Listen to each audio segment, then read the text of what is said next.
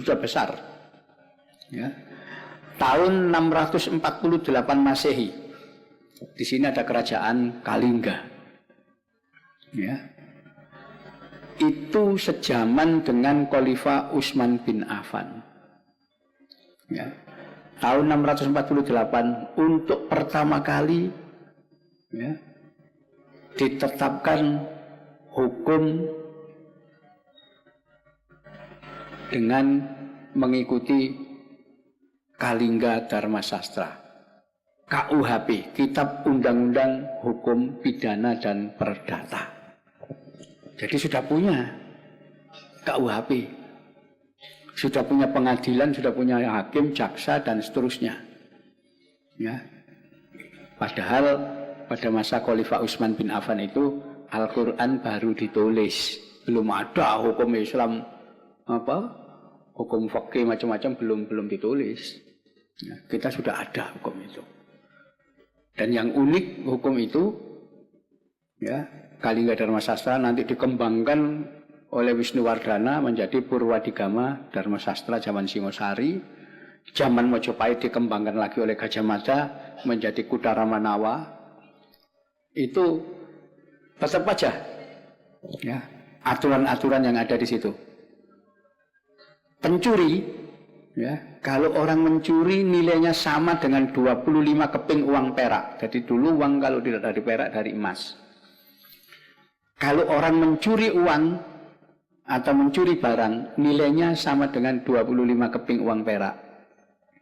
Hukumannya potong tangan. Ya. Jadi Mojopahit itu dipotong tangan, Singosari potong tangan. Ya, Kalingga, Sriwijaya potong tangan semua. Kenapa? Mengikuti hukum Kalingga Dharma Sastra. Pelaku perzinahan dipenggal, bunuh. Ya, memang aturannya kayak begitu. Ya, itu bisa kita baca di naskah-naskah lama.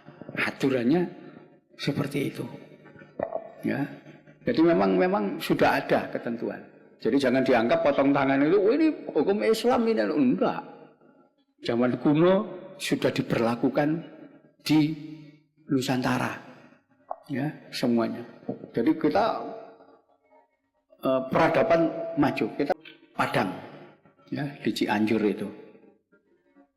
itu adalah bekas pemujaan zaman kuno, agama kuno, ya.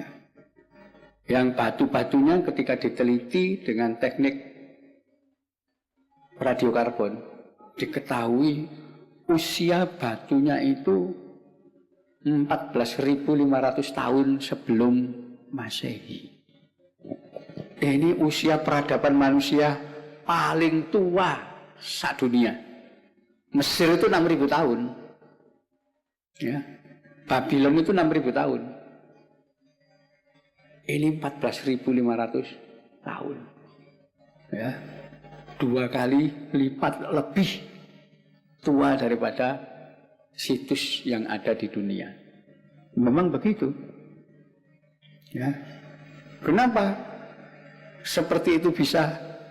Karena kalau kita bicara soal teori evolusi, manusia Indonesia ini adalah manusia tertua. Kenapa? Fosil-fosilnya, mulai Pithecanthropus erectus yang ditemukan di Trinil, itu usia 1,5 juta tahun yang lampau. Ditemukan lagi fosil yang diberi nama Meganthropus paleojavanicus, manusia raksasa dari Jawa. Tingginya 2 meter 20 cm, 2,20 ya. Orang Jawa zaman kuno, tinggi-tinggi. Usianya 2 juta tahun. Nah, inilah yang kemudian mengalami proses evolusi. Kenapa akhirnya orang-orang Indonesia pinter-pinter? Karena manusia paling tua umurnya. Ya, jadi itu harus kita tahu. Ini bagian sejarah kita. Ya, yang harus kita ketahui, nenek moyang kita lebih tua usianya dibanding bangsa-bangsa yang pernah ada di dunia. Ya, ini harus kita warisi sejarah ini, bahwa ini bagian dari leluhur kita.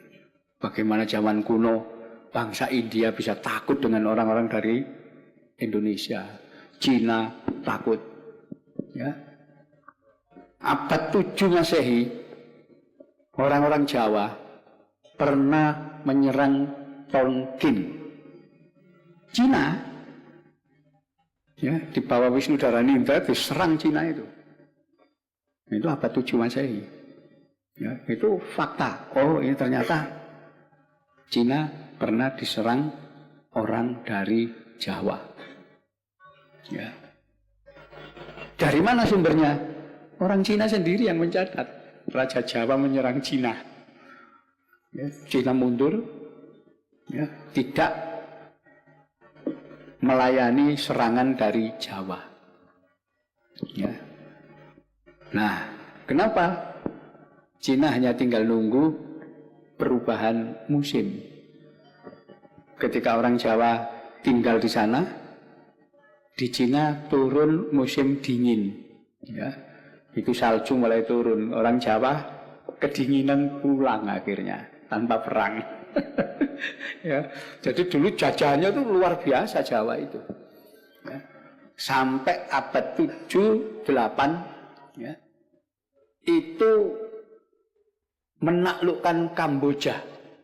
Kerajaan Khmer itu ditaklukkan oleh Raja Jawa. Ya. Dan itu kalau kita membuka sejarah Kamboja, nanti akan ketemu raja bernama Jayawarman kedua. Ya, jadi Jayawarman kedua. Ya. Beliau yang nanti akan menurunkan raja-raja sampai Norodom Sihanouk, Norodom Ranarik itu keturunan Jayawarman kedua. Dan di dalam catatan sejarah Kamboja ditulis Jayawarman II adalah orang Jawa, keturunan Jawa. Ya. Kan itu membuat Angkor, candi Angkor itu, kerajaan Angkor itu bikin candi, ya persis candi Jawa, karena memang orang Jawa.